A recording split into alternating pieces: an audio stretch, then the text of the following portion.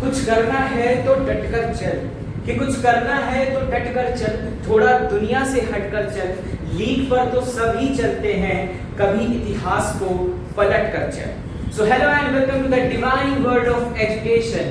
I am your mentor Kartikeya Shukla. और जैसा कि मैंने तुम्हें आज का ज्ञान दिया कि अगर तुम्हें अपने जीवन में कुछ बहुत बड़ा अर्जित करना है तो तुम्हें जो लीक चल रही है, जैसे जो भेड़ चाल चल रही है, उस भेड़ चाल से विपरीत चलना पड़ेगा। भेड़ चाल से विपरीत का मतलब ये नहीं कि अब मैं तुमको कह दूं कि तुम भाई सीधे चांद पर चले जाओ, नहीं, चांद पर भी जाना है अगर तो तुम चांद पर भी जा सकते हो, लेकिन उसके लिए तुम्हें क्या करना पड़ेगा, एस्ट्रोनॉट की तैयारी करनी पड़ेगी, है कि नहीं। तो वैसे ही तुम्हें भी कुछ अलग करना चाहिए, ठीक है। इतिहास को उठा करके देखो तो इतिहास क्यों होता है कि इतिहास में हुई गलतियां दोहराई ना जाए, उससे इंसान सीखे। तो कई बार होता है कि इतिहास में जो जैसे मान लो सबने इंजीनियरिंग कर ली, इंजीनियरिंग की भेड़ चाल में चल रहे हो, तो इंजीनियरिंग में भी कोई चीज ऐसी जरूर होगी जो सबसे अलग होगी।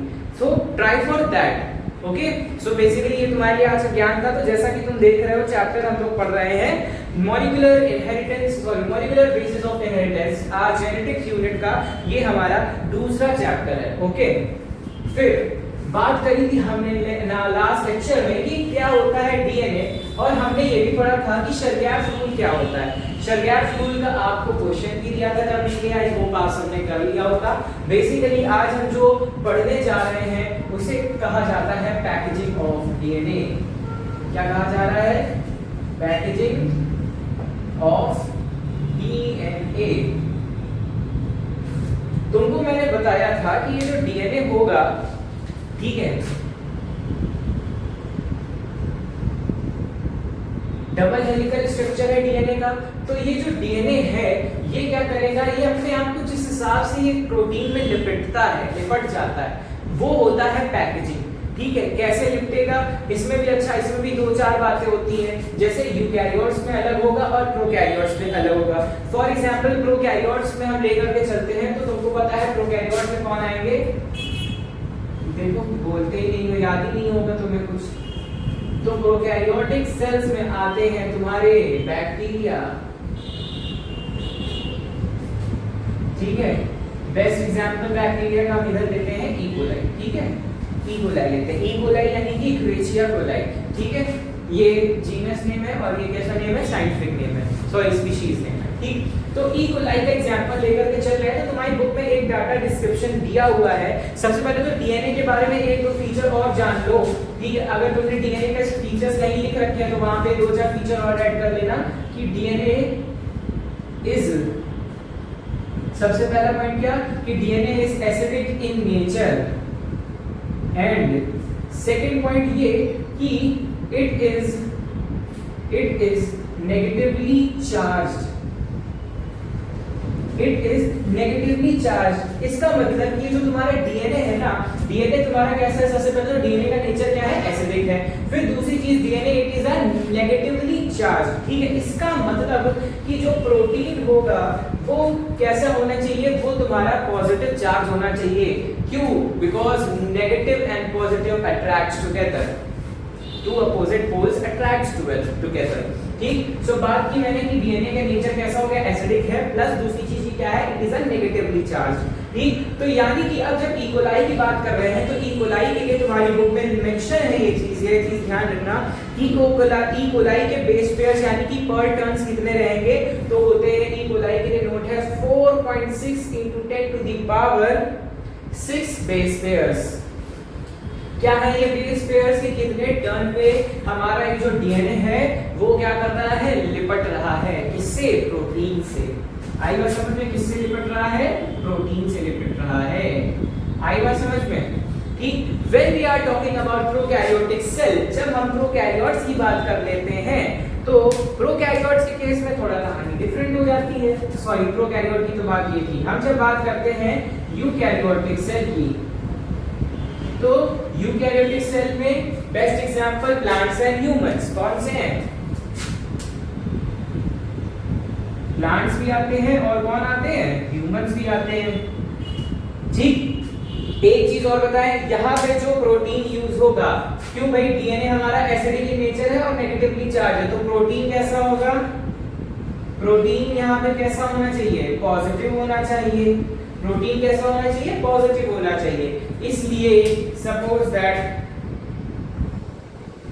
ये है हमारा पॉजिटिव प्रोटीन और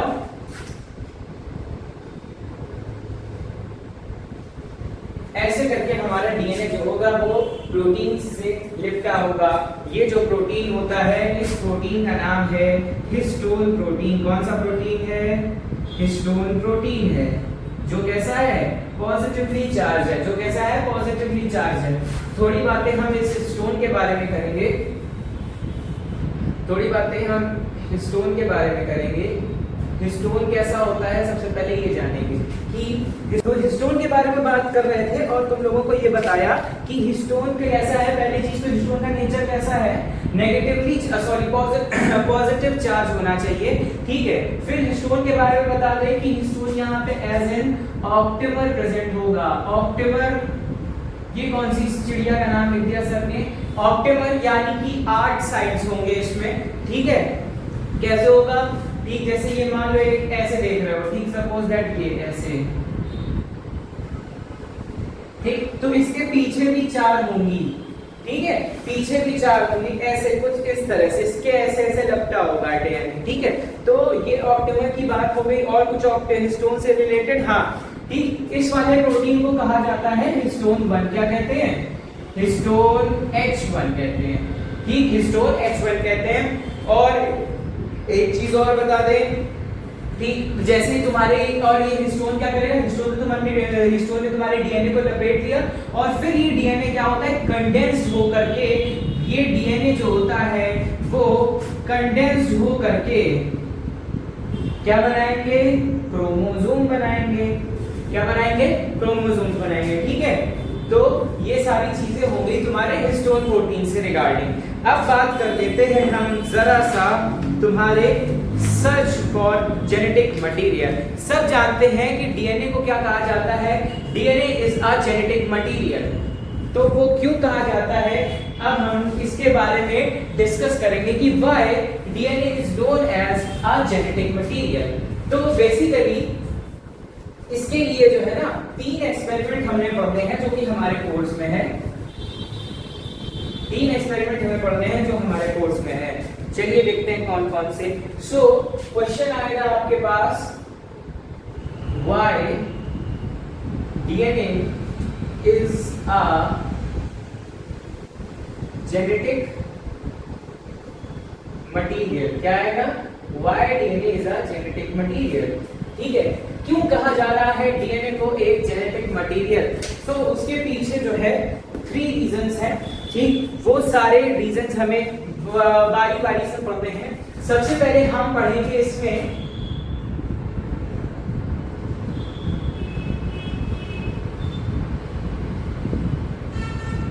ज्विफ्ट ट्रांसफॉर्मिंग प्रिंसिपल, ठीक है। ट्रांसफॉर्मिंग का मतलब समझते हैं अपने आप को बदल लेना, ठीक है, ट्रांसफॉर्म कर देना। ट्रांसफॉर्म द सेंटेंसेस पढ़ते हो, ट्रांसफॉर्म मतलब एक सेंटेंस का फॉर्मेशन करना, तो वही मतलब समझ लो कि फॉर्मेशन करना कैसे होता है, ठीक है। तो जब हम बात कर रहे हैं ज्विफ्ट के ट्रांसफॉर्मिंग प्रिंसिपल की, इसका मतलब इन्होंने क्या देखा कि कुछ तो है डीएनए, जैसे मान लो कोई चीज तो प्रेजेंट है किसी भी, इन्होंने बेसिकली एक्सपेरिमेंट किस पे किया, सबसे पहले ये देखते हैं। तो इन्होंने लिया बैक्टीरिया पे, ठीक है, इन्होंने सबसे पहले क्या देखा, बैक्टीरिया पे देखा। कौन सी बैक्टीरिया थी, वो बैक्टीरिया थी निमोनिया वाली बैक्टीरिया, स्ट्रेप्टोकोकस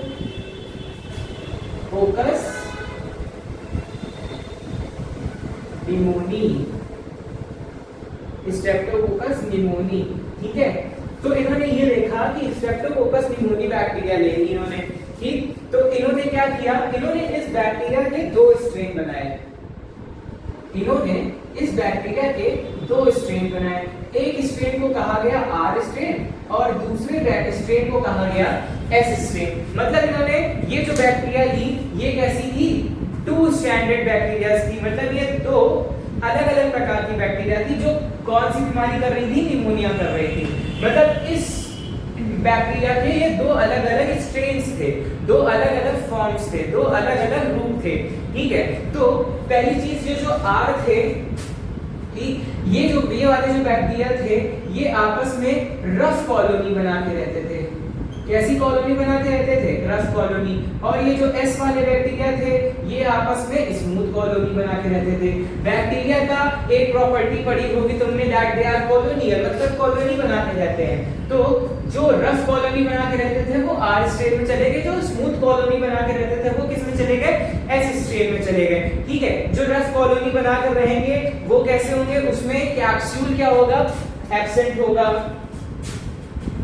उसमें कैप्सूल एब्सेंट था। और जो स्मूथ कॉलोनी बना के रहते थे उसमें क्या था? कैप्सूल कैसा था? प्रेजेंट था। उसमें कैप्सूल कैसे थे? प्रेजेंट थे। ठीक है, इसका मतलब जब इन्होंने फिर इसको इंजेक्ट करना शुरू किया, किसमें इंजेक्ट किया गया? सबसे पहले इनको दिख गया चूहा इनके घर पे कि भाई चलो चूहे में ही करते हैं। ठीक है, इन्होंने क्या किया कि हम चूहे में ही इंजेक्ट करेंगे। चलो फिर देखते हैं क्या रहा नतीजा। नतीजा ये आया कि इन्होंने क्या किया, सबसे पहले कौन कौन से स्ट्रेन बनाए इनको? आर और एस। ठीक है, तो इन्होंने क्या किया, सबसे पहले एक आर स्ट्रेन लिया, आर स्ट्रेन को इंजेक्ट किया किसमें? माउस में। ठीक है, ये आर स्ट्रेन कैसा था? लिविंग था। ये कैसा था? लिविंग था। तो इन्होंने ये देखा कि जब एक R strain, living R strain को किसी माउस में इंजेक्ट किया तो माउस क्या था? माउस इज अलाइव, मतलब माउस जिंदा बच गया। ठीक है, माउस क्या रहा? जिंदा बच गया। फिर इन्होंने देखा कि चलो ठीक है, अब क्या करते हैं? एस स्ट्रेन का एक बैक्टीरिया लेते हैं। कैसा था ये? लिविंग बैक्टीरिया था। ठीक है, जब इसको माउस में इंजेक्ट किया, माउस में इसको इंजेक्ट किया तो इन्होंने देखा कि माउस जो था वो मर गया। माउस क्या हुआ? मर गया। फिर इन्होंने क्या किया? इस एस वाले स्ट्रेन को हीट कर दिया, एस स्ट्रेन को हीट कर दिया। ट्रायंगल का साइन यानी हीट का साइन है। इसका मतलब जब ये इसको गर्म कर दिया तो ये कैसा हो गया? डेड हो गया। ठीक है, तो जब इसको इंजेक्ट किया तब भी माउस कैसा रहा? जिंदा रहा।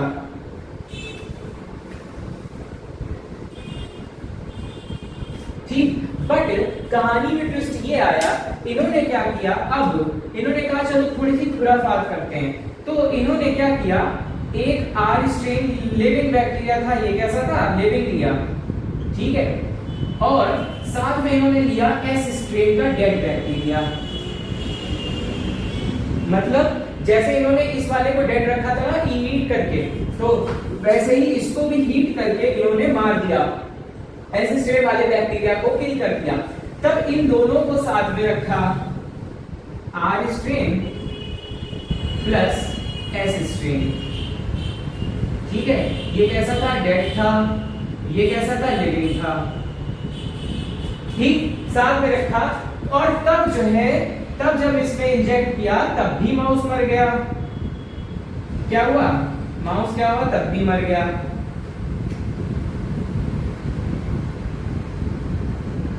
तो इन्होंने ये चीज देखी कि इसका मतलब कि इनमें बैक्टीरिया में कुछ तो ऐसा प्रेजेंट है जो अपने आप को ट्रांसफॉर्म कर ले रहा है। क्या कर ले रहा है? अपने आप को ट्रांसफॉर्म कर ले रहा है।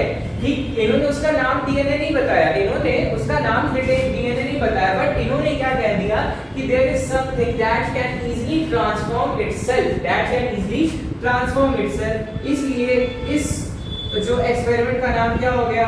ट्रांसफॉर्मिंग प्रिंसिपल हो गया। क्या नाम हो गया? ट्रांसफॉर्मिंग प्रिंसिपल हो गया। इसमें दी थी, जेविस्क ने दी थी। ठीक, फिर नेक्स्ट एक्सपेरिमेंट आपकी जो बुक में एनसीईआरटी में दिया है वो है Avery, MacLeod and McCarty का एक्सपेरिमेंट।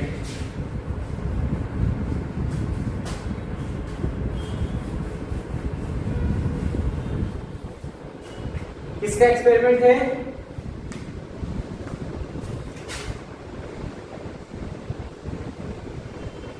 एवरी,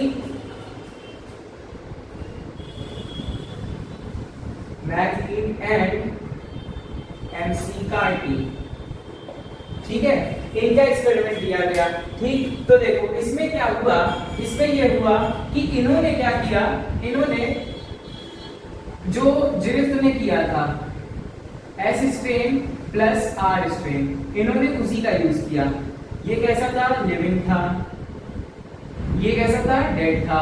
इन्होंने इसी का इस्तेमाल किया, बट इन्होंने कहानी में ट्विस्ट ये डाल दिया। क्या डाल दिया, चलो बताते हैं। इन्होंने क्या किया, दो टेस्ट ट्यूब्स लिए, ठीक है, एक में तो ये एस स्ट्रेन का बैक्टीरिया था और एक में था आर, मतलब उसी में था क्या, आर। ये तो लिया ही लिया, प्लस साथ में इन्होंने फिर 3 अलग अलग टेस्ट ट्यूब लिए, 3 अलग अलग टेस्ट ट्यूब लिए।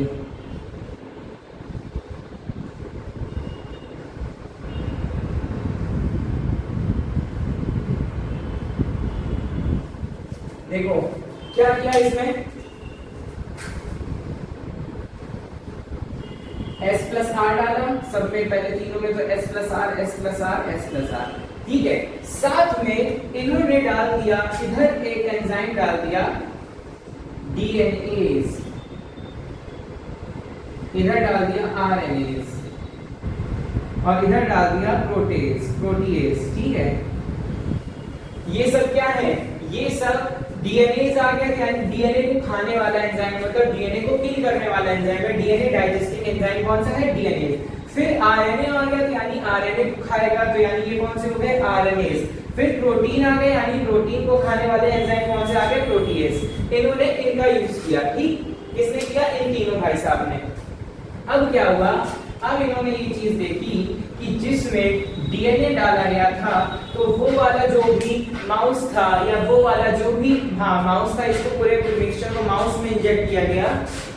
इसमें इंजेक्ट किया गया, MOUSE, इंजेक्ट, इनको सबको माउस में इंजेक्ट किया गया। और ये पता चला कि जिसमें इन्होंने डीएनए डाला था, वो वाला माउस कैसा था, एलाइव था। बाकी दोनों माउस कैसे थे, डेड थे। इससे इनको ये पता चला कि DNA is a genetic material, और डीएनए ही है जो आगे चल के किसी भी डिसीज को कॉज कर सकता है। And DNA is also responsible for the death of any victim.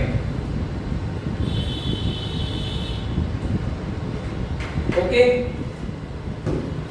आगे बढ़ते हैं। एक एक्सपेरिमेंट और आपको दिया गया है, रेडियो एक्टिव एक्सपेरिमेंट है वो, उसको भी समझेंगे। वो किसमें किया गया था, वायरस से किया गया था, और बैक्टीरिया का भी यूज उसमें किया गया था, ठीक है। वो वायरसेस जो बैक्टीरिया को इन्फेक्ट कर देते हैं, वो वायरसेस जो बैक्टीरिया को इन्फेक्ट कर देते हैं, उनको कहा जाता है बैक्टीरियोफेज वायरस। कौन सा वायरस कहा जाता है उनको,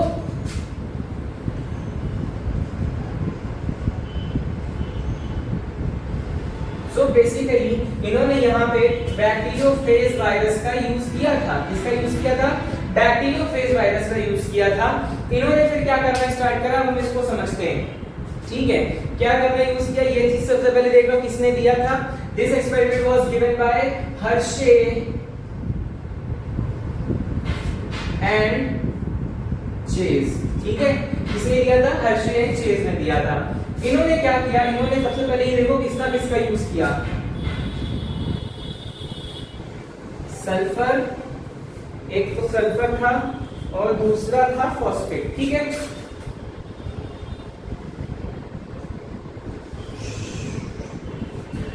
ठीक, अब क्या हुआ, ये जो सल्फर इन्होंने लिया, ये कैसा लिया, रेडियो एक्टिव लिया। फॉस्फेट कैसा लिया, ये भी रेडियो एक्टिव। फॉस्फेट कैसा लिया, ये भी रेडियो एक्टिव लिया, ठीक। अब क्या हुआ, इन्होंने क्या देखा कि फिर इन्होंने एक बीच में वायरस लिया। सबसे पहले तो वायरस का स्ट्रक्चर बना लेते हैं एक बार।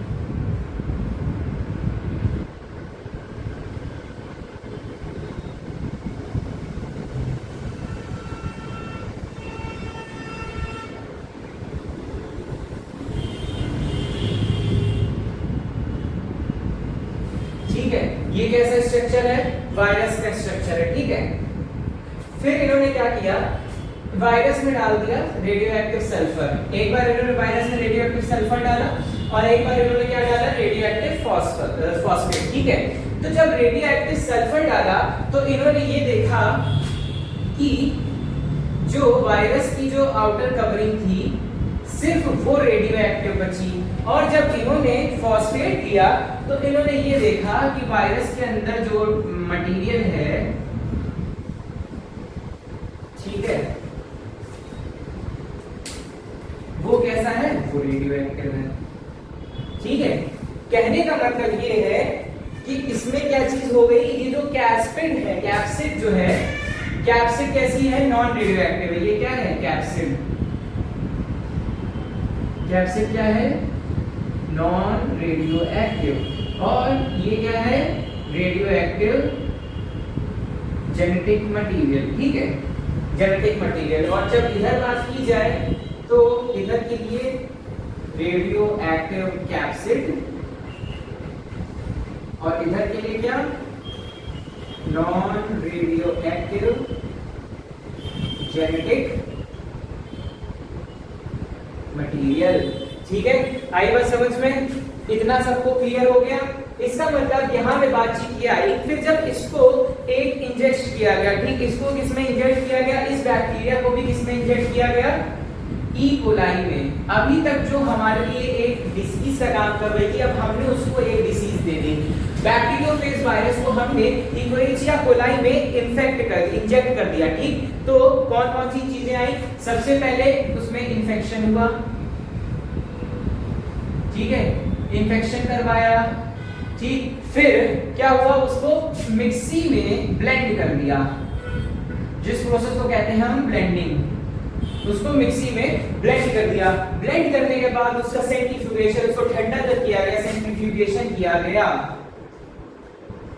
ठीक है, उसके बाद जब उसको ठंडा किया गया तो ये चीज पता चली, क्या चीज पता चली कि radioactive S virus shows protein got radioactive, यानी रेडियोएक्टिव सल्फर जो था उसमें ये पता चला ये जो प्रोटीन की लेयर थी वो कैसी थी, वो कैसी निकली, वो रेडियोएक्टिव निकली। और जब फॉस्फेट की बात की गई, फॉस्फोरस, सॉरी यहाँ पे मैंने एक मिस्टेक कर दी, यहाँ पे फॉस्फोरस है, फॉस्फेट मैंने लिख दिया है, ठीक है, यहाँ पे क्या है, फॉस्फोरस है, इसको करेक्ट कर लीजिएगा। जब फॉस्फोरस की बात हमने रेडियोएक्टिव में लिखी तो क्या हुआ, जेनेटिक मटेरियल कैसा हो गया, रेडियो एक्टिव हो गया। आई बात समझ में? सो इसीलिए हम ये कह सकते हैं कि DNA is therefore the genetic material that is passed from virus to bacteria. ये किसने दिया, हर्शे एंड चेज ने दिया। आई बात समझ में? इतना सबको क्लियर है, आई होप सो। तो ये आज के लिए इतना ही। आज की वीडियो थोड़ी शॉर्ट है इसलिए क्योंकि जो नेक्स्ट चैप्टर, जो नेक्स्ट टॉपिक हम पढ़ने वाले हैं, the replication of DNA, it is very important for all of you. ठीक है, तो आरएनए और आरएनए कैसे बनना है ये भी हम नेक्स्ट क्लास में पढ़ेंगे, that the process known as transcription. उससे पहले एक बहुत छोटा सा टॉपिक कवर कर लेते हैं जितना आज हो सकता है। ठीक, सेंट्रल डॉगमा थ्योरी तो आज कर ही लेते हैं। अभी बच्चे लोग हैं, बहुत से लोग इसी में चले जाएंगे, ठीक, सर ने इतना तो बोल ही दिया है। चलिए आज के लिए इतना ही, ठीक है। ये टॉपिक देख लो, सेंट्रल डॉगमा थ्योरी। ठीक है, देखो होता क्या है ये सेंट्रल डॉगमा थ्योरी। सबसे पहले ये क्या है, डीएनए। ठीक है, ये क्या है, डीएनए है। ठीक है, ये कैसा डीएनए है, रेप्लिकेटेड डीएनए। इसका मतलब किसी भी ह्यूमन के अंदर या किसी भी सेल के अंदर सबसे पहले डीएनए का रेप्लिकेशन होगा। और तुमको मैंने जब मियोसिस पढ़ाया था क्लास 11 में, तब तुमको बताया था कि डीएनए रेप्लिकेशन सेल डिवीजन के कौन से फेज में होती है, तो सिंथेसिस फेज में होती है। तुम्हें नहीं ध्यान होगा, हमें पता है क्योंकि तुम सब भूल जाते हो। एस फेज यानी सिंथेसिस फेज में क्या हुई, डीएनए की रेप्लिकेशन हुई। फिर जब आगे बढ़े तो डीएनए से क्या बनेगा, डीएनए से बनेगा तुम्हारा एमआरएनए। इसको कहा जाता है क्या, एम फॉर मंकी नहीं बोलेगा कोई, एम फॉर मैसेंजर आरएनए, यानी कि जो मैसेंजर का काम करेंगे, जो संदेश देने का काम करेंगे, उनको कहा जाता है messenger RNA. And the process for the formation of mRNA from the replicated DNA is termed as transcription. क्या कहते हैं उसको, ट्रांसक्रिप्शन कहते हैं। क्या कह रहे हैं, ट्रांसक्रिप्शन कह रहे हैं। फिर the process of formation of, अब देखो mRNA से फिर क्या चीज बनेगी, mRNA से बनेगा तुम्हारा, वेरी गुड, प्रोटीन बनेंगे। क्या बनेंगे? प्रोटीन बनेंगे। तो the process of formation of protein from क्या है? mRNA। तो इस प्रोसेस को क्या कहते हैं हम लोग? कहते हैं ट्रांसलेशन। अनुवाद मत समझ लेना इसको, क्या कहते हैं? ट्रांसलेशन कहते हैं। एक चीज और बता दें, कई बार ये होता है कि mRNA से क्या बनता है? डीएनए बनता है। mRNA से डीएनए बनता है। इस प्रोसेस को कहा जाता है, इस प्रोसेस को कहा जाता है रिवर्स ट्रांसक्रिप्शन। ठीक है, ये भी बता दें, ये आप लोगों को पढ़नी है रिवर्स ट्रांसक्रिप्शन। किसमें पढ़नी है? Human health and disease chapter में, एड्स में। एड्स का जो वायरस होता है वो रिवर्स ट्रांसक्रिप्शन शो करता है। कैसे करेगा ये चीज हम उस चैप्टर में पढ़ेंगे, अभी ये पढ़ने की जरूरत नहीं है। ठीक है, तो इन्होंने क्या किया? प्रोटीन बना लिया। प्रोटीन बनने से पहले यहाँ पे क्या होंगे तुम्हारे? आएंगे यहाँ पर, आएंगे तुम्हारे 20 एमिनो एसिड। कौन से आएंगे? 20 एमिनो एसिड आएंगे। ठीक है, और यहीं पे हमको पढ़ना है तुम्हारा एक बहुत ही बेहतरीन और अच्छा टॉपिक, और टफ टॉपिक भी है, उसका नाम है जेनेटिक कोड। ठीक है, जेनेटिक कोड। ठीक, और फिर हमारे, आप सब जानते हैं प्रोटीन्स क्या होते हैं? Proteins are the chain of amino acid. क्या होते हैं? Proteins are the chain of amino acid. तो ये जो 20 एमिनो एसिड हैं, ये क्या करेंगे? ये हर एक जेनेटिक कोड के लिए अपना एक अलग एमिनो एसिड होता है। एक जेनेटिक कोड के लिए वो हम पूरा 64 हम लोगों को जेनेटिक कोड्स पढ़ने हैं।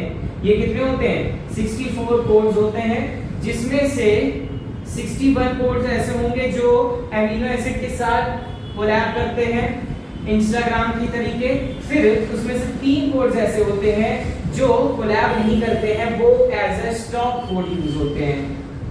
ठीक है, वो as a stop code use होते हैं। फॉर एग्जाम्पल आपके लिए मैं एक बता दूं कि फॉर एग्जाम्पल जैसे मैंने मान लीजिए बात की AUG की बात की।